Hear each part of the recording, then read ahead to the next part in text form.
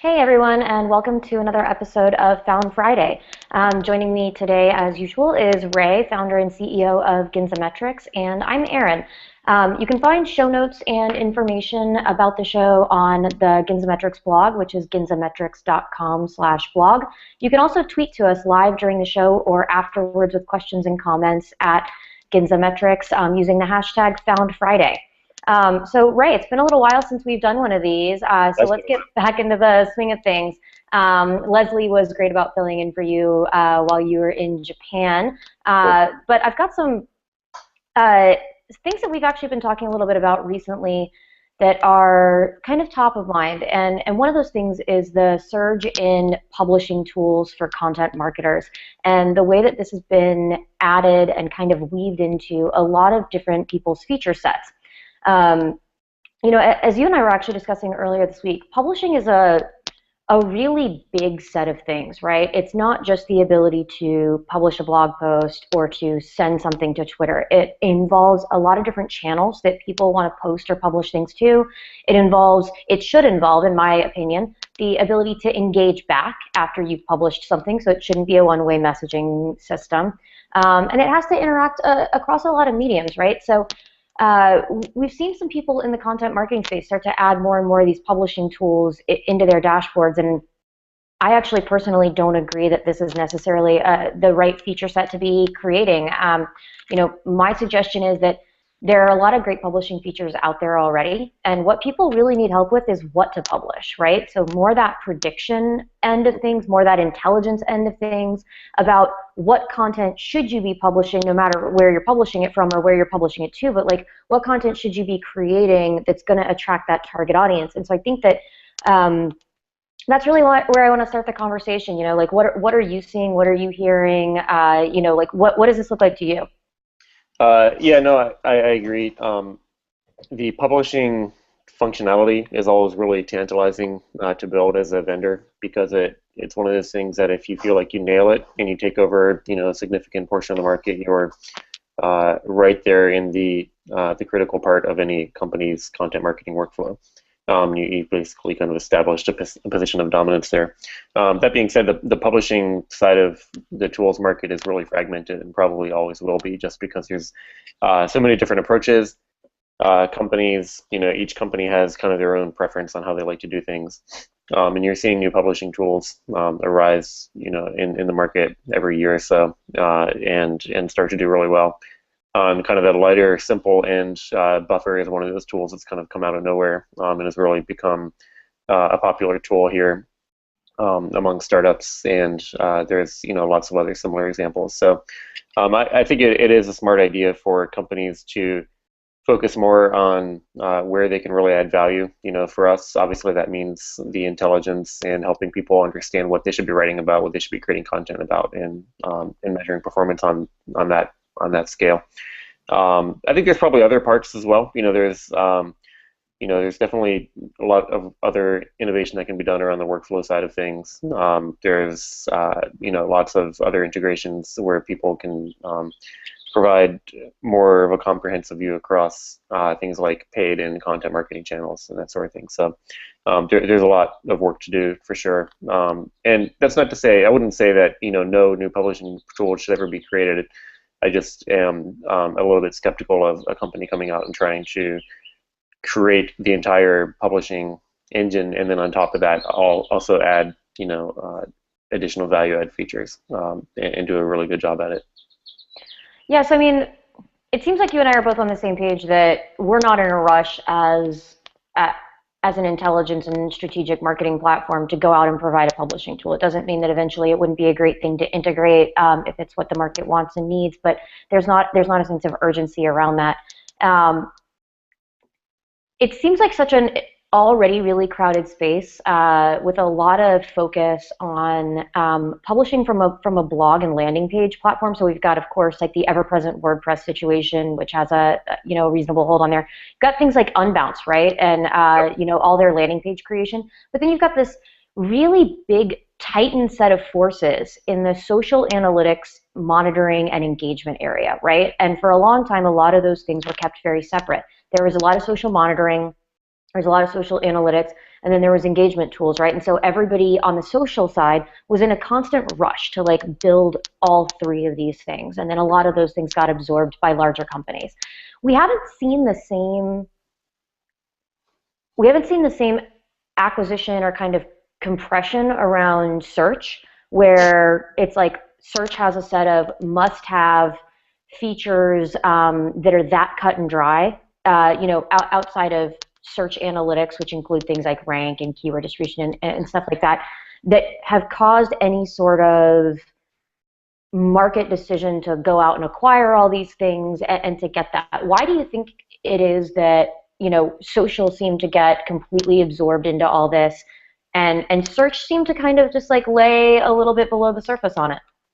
I think it's if you look at there's kind of this traditional product marketing view in the world, which is in order to really succeed in any market and start to consolidate that market, you have to have what is known as a whole product, which basically, from a user's perspective, you have to be able to both tell the story and demonstrate that you, as a vendor, have delivered the whole product, which would be the entire set of solutions within a platform necessary to basically say you've kind of carved out a product that is a viable thing in that space. And social is one of those things that, because of, I think, partly of when it became a thing, in the last 5 years, APIs were such an assumed notion. When there are so many different APIs out there, it became relatively easy to build a whole product. You could build a publishing and analytics platform relatively easy. And it was something that could add value in a very meaningful and measurable way to companies relatively quickly. And so larger companies, when they were looking to acquire, they could basically say, okay, we'll buy this, and we basically have that entire suite of functionality that we can now add to our overall platform. We're starting to, Salesforce obviously has done a ton of acquisitions in that phase, and even companies like Oracle now are starting to move into that.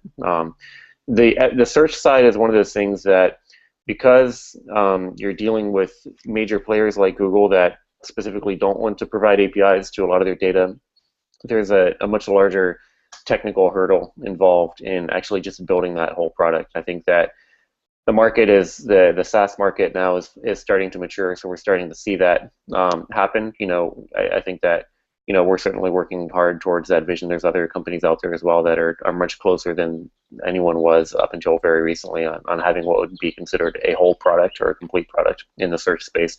But then now that that's kind of come to a certain level of maturity, the definition of what a whole product means, again, is almost shifted under the entire market. So you may have the whole product for the search side of things, but suddenly search platforms are now being expected to be relevant players in the content marketing space as well, and that's opening a whole other can of worms. And so I think it's largely a matter of, if you're looking at from a market consolidation perspective, the hurdle to defining and achieving what it means to be a whole product in that space and really legitimately do that is just really high. And so companies that have been trying to play in that space have had to figure out how to survive, on a mixture of capital and just actual business execution in order to grow their businesses. And there's lots of really valuable businesses out there that are doing that, but I would argue that it's a much harder proposition than coming out with a new social platform, because I think that there's just a lot more to build. I'd like to open the can of worms, even if only just a little bit, around content marketing and search and social. All three are, interlinked, right? I mean, in some places more tightly than others, but there is like a common weave here, right? With all the data, the way that all of them affect each other, right? So like creating good content leads to good search, having great SEO makes your content stronger and more findable as well. Social sharing and a lot of that drive and engagement kind of continues to propel the findability of content and SEO powers. When we're talking about all of these three things, do you think that there will be a magical mix of content, search, and social in a single in a single platform, or do you think that, things are going to kind of all get glommed onto, the Salesforce situation, right? Like they took a lot of different products and started what, they were calling like the marketing cloud Right. or, whatever their whole thing was. Um, and other companies are doing similar things. Do you think that they're all going to stay kind of in those things, or do you think that somebody's going to create like a super platform? I know you and I talk a lot about it integrating a lot more content and social aspects to our existing search platform. Is that the wave of the future? Um, I think that you're probably going to see both happen at the same time, where venture-funded startups are going to be aiming towards that super platform, but in order to get to a certain point of adoption without relying entirely on VC capital, venture capital, they're going to have to figure out how to provide some sort of market segment that they're really good at, and kind of expand out from there, which will probably inevitably limit their execution to some point, because it's probably impossible to build a completely simultaneously horizontal and vertical solution that just covers everything and goes as deeply as everyone needs it. And then on the other side, you've got these companies like Salesforce with tons of money, where they're buying all these companies, and they can slap some marketing stuff on it saying we've got all this stuff. But I think that the real technical challenge of integrating those platforms is something that will take years, and you've got to have some really, really good product people in charge to actually make that a fully unified solution. Does anybody have a better shot? I mean, who do you think will win this?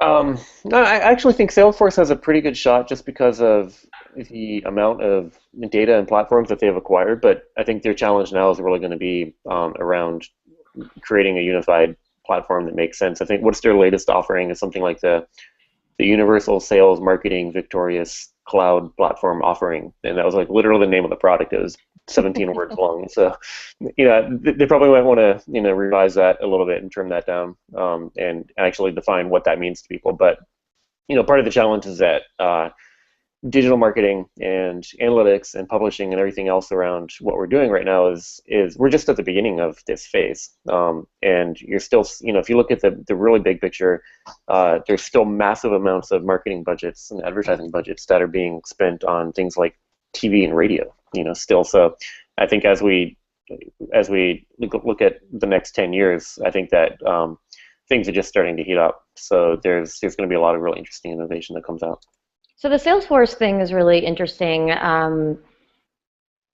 to me because of the conversations you and I have, right? Like we operate in what's a very close ecosystem as a company, because not only are we providing services for marketers, but we have to do our own marketing and sales as well, right? So, and because we're a small organization, we can very quickly see results and effects of making changes to things, as opposed to a really large organization where a lot of that'll take some time.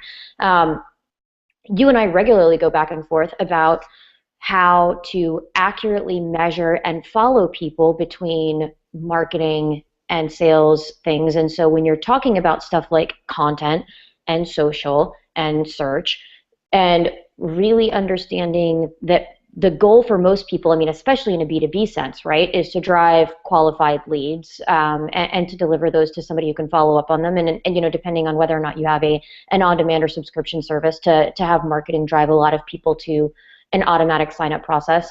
I think that, there's a lot of what you and I talk about is this gathering of information from a sales perspective as well, right? Like salespeople are on the phone, they're talking to people, they're having these conversations, and what, as a content creator, when I'm in that role, what I would like is that feedback so that I can create better content based on feedback and existing conversations that our sales department's having, right? So, there's a lot of give and take, and so I think that Salesforce probably does have kind of a unique perspective there, as long as everybody's using all the tools correctly, right? And that's a whole other ball of wax, right? As this idea is a tool is only as good as people's willingness to actually use it, right? Because nothing is a magic bullet, right? Like Salesforce, to me, could make a ton of money if what it would do is it would record your sales calls while you were making them and like transcribe that stuff and then pull keywords out of it and then add those notes to the contact field and then send those keywords to marketing.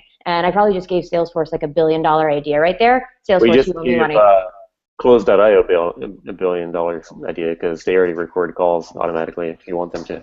Well, somebody owes me 10%. Yeah. So regardless, I'd like my feedback or like All my right. kickback on that. But yeah, I mean, so to me, like there is that give and take between this idea of marketing pushing people over to sales, but because we are in such a huge earned media wave right now, which is great and really important, that needs to be a closed loop system. I need the other side of that information back when we're done. Yep. Yep. Absolutely. Yeah, it's not an easy proposition. I think that in one sense, if you look at companies like IBM who have been doing these sorts of things from a combination of technology that they have and armies of consultants, they've been able to solve some problems for people at a very large scale, but it's always been this very old school top-down approach. And then in the bottom, you've always had these kind of small businesses and startups. And then I think that really where the meat of the unsolved or the uncharted territory is really in that middle ground, the middle market, where companies they're growing, they have some money to spend on things, but they don't necessarily have the money to spend on expensive Accenture consultants or IBM consultants to come in and tell them how to make this work. And so I think that the challenge of a platform that's truly going to gain traction across the, probably the largest spending and the largest size of the market is going to have to figure out how to be really good at making the platform itself consultative enough that people can come in and use it, in a way that's also scalable and efficient for the actual vendor. Well, and this is the thing that, I mean, it's the thing that we all wish was easier to do, which Yep. is to create a platform that not only has all of the data, right? Because there's like myriad data points and insights and recommendations and, like all kinds of stuff going on in there to make workflows and usability for more than one type of audience Yep. and more than one type of problem and solution. So we talk about this ad All the nauseum, right? Like Yep. all the time. And Yep. Salesforce, what a cluster. Hate that Yep. thing, right? Yep. Kludgy, hard to use, hard to integrate, like, and it integrates with everything, but good Lord, it's awful. Like, Yep. I mean, it's the ugliest thing I've ever seen. Yeah. Um, but people are using it up a storm, right? And so there has to be, I don't necessarily know that I would say that I would go the Salesforce route and say, well, like, I obviously don't need to care whether or not anybody likes the look and feel of our product because Right. tons of people use Salesforce and they're making money hand over fist with the ugliest and hardest to use product around. But we also do see that a lot of people are leaving for things like Close.io, right? I mean, especially smaller companies that don't Yep. want to pay for something that is, one, hard to use, and two, you know, really, really expensive. So like if you're going to be really expensive, you need to have the most seamless possible experience that you can, and to let people get ramped up. I mean, especially in you and I's case, right? Like we don't have an army of sales folks on our Yep. side, and so we're obviously not going to invest thousands of dollars in training one or two people on how to Sure. use Salesforce. Yep. So I mean, there's a lot going on with that. The ability, the usability of platforms, I think, will probably be a key driving factor in kind of who survives this and who doesn't, because a lot of content creation is getting left to junior level employees, specifically at places like agencies.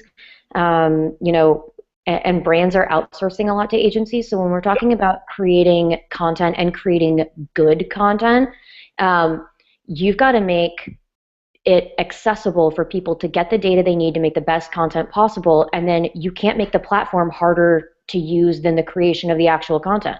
Yeah. Absolutely. Absolutely.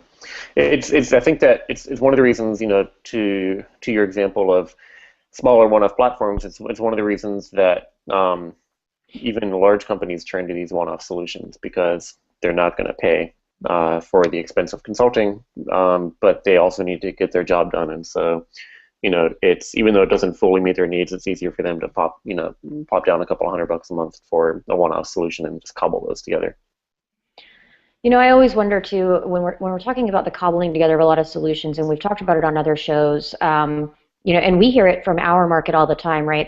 There's a lot of people, even at larger companies, because it's owned by one employee. So like maybe not maybe not an enterprise business, but like a mid to large size company Yeah. where SEO in particular may still only be handled by one, two, or three people, Yep. and if that's the case, a lot of times they're willing to cobble together easy and free solutions that solve one problem at a time and get them, from point A to point B really quickly.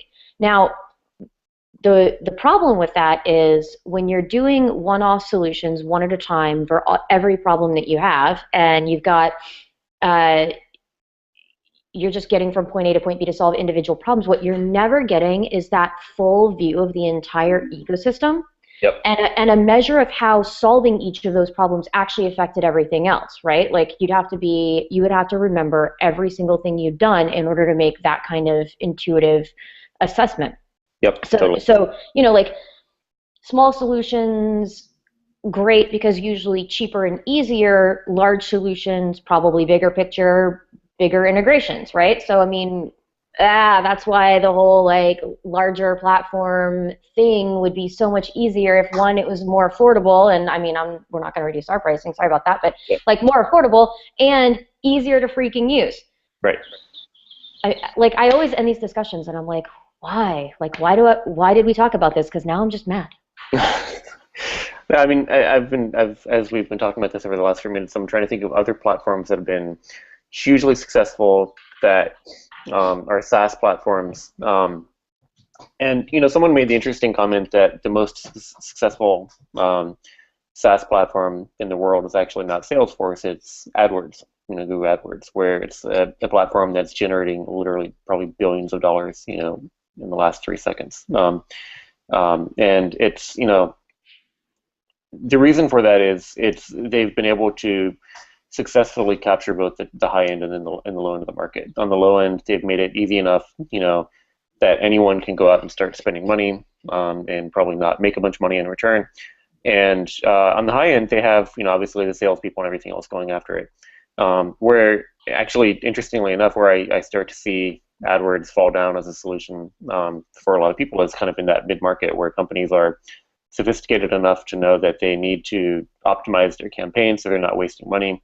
They don't have the money to pay, Google or someone to come in and just basically make sure it's completely optimized for them. And so we hear a lot about about a lot of companies that they'll turn to solutions, a lot of the different SaaS solutions out there for managing paid search, and inevitably, those things are to whatever degree, and kind of depending on the company, they're somewhat of a black box as well. So it's actually a hard problem in the middle, but it's probably also the most successful SaaS platform in one respect on the market. Other platforms, I guess, would be Marketo, HubSpot are both doing very well. I wouldn't say they've yet hit that point of wild success, but they're obviously very successful and continuing to grow every day. The anecdote that I heard about HubSpot and the way they solved this problem, because they're very arguably a mid-market solution and continuing to kind of push up market, was that they basically just solved their problem with customer success and tons of training and onboarding and everything for every customer. And they actually, I think, require you to pay for training when you sign up. I think that's a sad situation, and I've raged against that machine a number of times. Yep. One of my the AdWords versus Marketo thing, it's not versus, they're different things, but the examples are actually really interesting. So what you said about AdWords is exactly true. It's easy enough to go in and get started on your own. Like you don't need anyone to help you. And they're doing insanely well. Marketo is also is growing and doing well and making money, and yay for that. But you cannot use Marketo without attending training. They won't even let you use it. And we're not talking about a day of training. We're talking weeks of training. That thing is hard to deal with. Totally. So like AdWords has a great situation. They'll let you come in and they'll let you spend a little bit of money and test stuff out. We're talking $2 a day. You can get in and mess around with AdWords if that's what you want to do. Yep. And there's no there's no commitment issue there. There's no you have to use this for months and months. They recommend that you leave stuff in market for a while to get maximum value out of it, and then they'll suggest that you're being limited by budget. They'll suggest new keywords, right? Like, I mean, this is all brilliant stuff that they've got going on. But Totally. what they don't, what's crazy to me about like the Marketo situation too is this idea of huge long contracts up front without having a chance to try it out and get ramped up and see what's going on first, because it is a big kludgy heavy tool. Like, I mean, it's clunky and getting clunkier to the ilk of Salesforce clunkiness. And to me, this is like another shortcoming, right? Is anytime you tell people that they absolutely have to take training to use any part of your tool, like you can't do anything. That's a really big problem. Like for us, you know, we do demos and we walk people through, but like you could set it up using the wizard on your own, and you could get some data and you could get recommendations and you can get things out of the tool without having to ever speak to one of us. You could even go on the site right now and just sign up and go freely if that's what you really want to do. You know, so to me, the Marketo and Salesforce situation of like training required, and if you're going to require training for something that already costs $1,500 to $2,000 a month, the idea that I have to pay you because you have crappy design and like a shit UI team. Sorry, folks over at Marketo and Salesforce, but it's true, and you know it. Like, let's all be honest, we're adults. You want me to pay you another $3,000? Why don't you just invest that money in hiring some UI folks to make your product less sucky? Right. Yeah, I totally agree. I think and the problem is you can't really just solve that problem with UI people, because you know there's UI, there's UX, and UI I think would come in and make it look a little bit prettier, but they're not going to solve the fundamental UX issue. The problem with most UX consultants is they don't have the business or the data understanding of how things actually work to come up with a legitimate looking UX.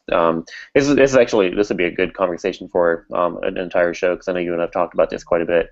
Is how do you improve the UX of a product by bringing in UX experts when they don't have a fundamental understanding of your business? And these are very complicated workflows that we're talking about. Dealing with the entire marketing automation or the Salesforce automation of a company is not something that a 25-year-old UX graduate from Stanford can come in and basically tell you how to change everything and be successful with that. Well, and I think that there's got to be some investment in long-term growth of a UX person with your organization, right? Like you can't hire them and expect them to start producing the next day. They need time to get to know stuff. I actually think that people that are already working internally could probably provide a lot of insight. People from across sales, marketing, engineering, customer success should all be having conversations around what would help improve things. And then from an actual back-end and product building flow, there's a lot of things where you can take that feedback and turn it into improvements, right? Even incremental improvements over time. Specifically when it comes to like this whole UX situation about like bringing someone on, is we have conversations about engineering all the time, right? Like it's hard to find good engineers because they can't just be a good engineer. They have to also start to understand something about our market, because there's like a lot of things going on. And so we don't have expectations of hiring anyone and having them be productive 3 days in, right? Like it takes months even for people to be fully ramped. And I mean, it's not to say that we don't expect them to do anything for the first 90 days, but like there's a lot of learning curve going on. And so that expectation with UX, which makes it a long-term investment, I think is probably going to be, it's going to have to be a really big shift for everybody in this market, right? Because you do have easy to use, cheap solutions like Unbounce, right? That's creating landing pages, which Marketo does. They do A/B testing, they do analytics, they like make your stuff and you can weave it in. And great, there's tons of email platforms that are far easier to use that you can integrate with other things that, so what you and I were talking about just with like tropical.io, Intercom, close.io, and MailChimp, if you mash all that stuff together and they all have APIs that talk to each other, that's Marketo. Yep. Totally. So you can squish together a bunch of stuff and be Marketo. The problem is when you're in Marketo's actual atmosphere and you're getting all these analytics and doing all these things, technically that's supposed to be better. It's supposed to be more scalable. It's supposed to be higher powered and you can set user permissions across all of it and yada yada, right? So from an enterprise level, Marketo is the way. Yep. But the problem is if you hire a new person who's never used Marketo onto your marketing team and they join, that's another $1,000 to $3,000 in training fees that you're getting ready to have to pay, which is sunk cost if that person quits in 90 days. Yep. And you have to get them trained, and now you've invested in their training to get them to use this system that they're probably not even going to be able to use honestly really well for 3 to 4 weeks. So that's a really big lag time, unfortunately. Yeah, I agree. I mean, I think we've discovered the topic for our next show. Yeah, I mean, definitely, and we're actually out of time. Yep. I get off on tangents. Okay, so anyway, we will see you guys next time. We're going to talk a little bit about UX next week and jump into that, and I'll see if we can actually get somebody to join us who has some UX experience. I know that we know some people that do UX from an agency perspective, so I'd love to get that input because agencies tend to do a lot of UX work, and there's a lot of those folks around. So we'll jump in there with them. Cool. Yeah, it sounds like a good plan. All right, thanks. All right, thanks. Bye.